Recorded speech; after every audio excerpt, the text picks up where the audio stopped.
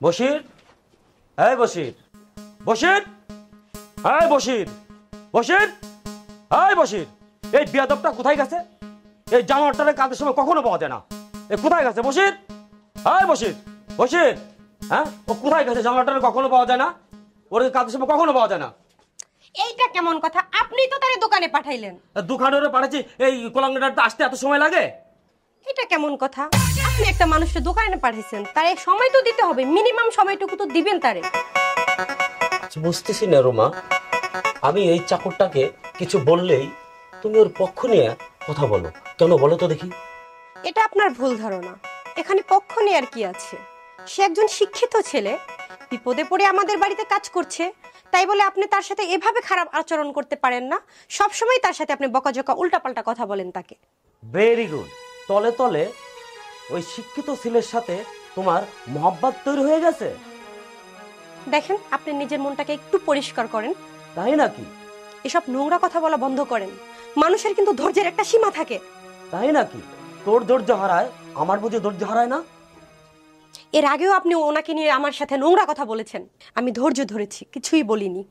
তোর বাবা যে 5 লাখ টাকা দেওয়ার কথা এখনো দিয়েছে? সে আপনাকে কেন টাকা দিবে? কিসের টাকা দিবে? আপনি কি তার কাছে কোনো টাকা পান? তুই কি বললি? বিয়ের মধ্যে ভরা মজলিসে এসে কথা দেয় নাই? তিনি যে জিনিসপত্র দেওয়ার অধা দিয়েছিলেন সেটা সে দিয়েছে। পরে আপনি যুক্তি ছাড়া যৌতুক চাচ্ছেন, কিন্তু আমার বাবা কখনোই যৌতুক দিবে না। কারণ যৌতুক দেয়া এবং নেয়া দুটোই আইনগত অপরাধ। আমার বাবা জেনে শুনে কোনো অপরাধ করতে পারে না। বাচ্চা, হ্যাঁ তুই এখন আর বাড়ি থেকে বাড়াই যাবি? বাড়াবার বাচ্চা বাড়া।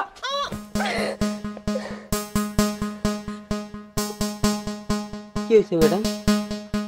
এই কুত্তার বাচ্চা, ছাড় আমার বউকে। তোরা তোর সাথে বউরে করছ, ছাড়। তার বাচ্চা, ছাড়বি না? ছাড়। খবরদার, একদম না। তার গায়ে হাত তোলার চেষ্টা করবেন না আপনি। ছাড়বি না? ছাড় বলছি। আপনি তার গায়ে হাত তোলার চেষ্টা করবেন না। ফকিন্নির মেয়ে, তুই কি করবি? দাঁড়ান, আপনি অনেক দেখাইছেন। আর না, আপনি তো একটা জঘন্য মানুষ। আমি একটা শিক্ষিত ছেলে, জানেও যে আপনি যা ব্যবহার করেন আপনি আমার সাথে, শুধু অভাবে পড়ে আপনার বাড়িতে আসি পড়ে মুখ বুঝে সব সহ্য করতেছি। আর আপনি এই মানুষটাকে অপরাধ ছাড়াই যে হারে অত্যাচার করতেছেন, এটা কোনো সুস্থ মানুষের কাজ না। অত্যাচার কাকে বলে, কত প্রকার, কুত্তার বাচ্চাকে আমি ওদেরকে বোঝাবো। দাঁড়া, কোথায় যাচ্ছিস? ঘরে যাচ্ছি।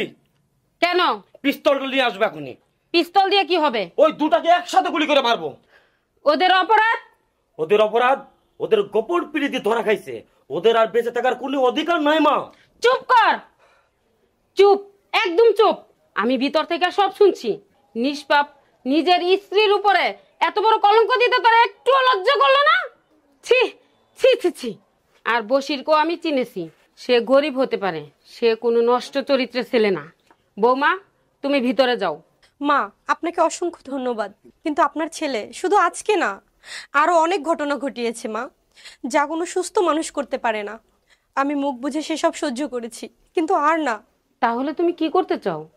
আমার পক্ষে আর তার সংসার করা সম্ভব না মা। এসব বলতে হয় না বৌমা। সরি মা, যেহেতু সে বশিরকে নিয়ে আমাকে সন্দেহ করেছে, তাই তাকে জিতিয়ে দিয়ে আমি এখনই বশিরের হাত ধরে চলে যাব মা।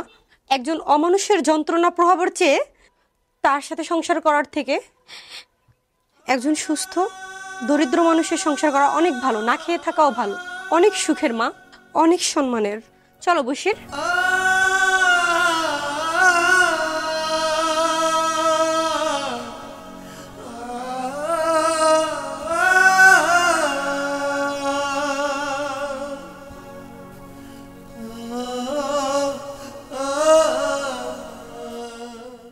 মা, এটা কি হলো মা? এটা কি হলো? আমাকে জিতিয়ে দিয়ে গেল মানে? আমি বললাম না, এটা কি হলো? হ্যাঁ, তোরে জিতিয়ে দিয়ে নয়, তোকে তোর বউ জুতা মেরে চাকরের হাত ধরে তারপর চলে গেল। এটাই তোর পাওনা ছিল। তোর মতো নষ্ট ছেলে আমার পেটে ধরাও ছিল পাপ। এই দৃশ্য দেখার আগে আমার মরে যাওয়া উচিত ছিল। ছি।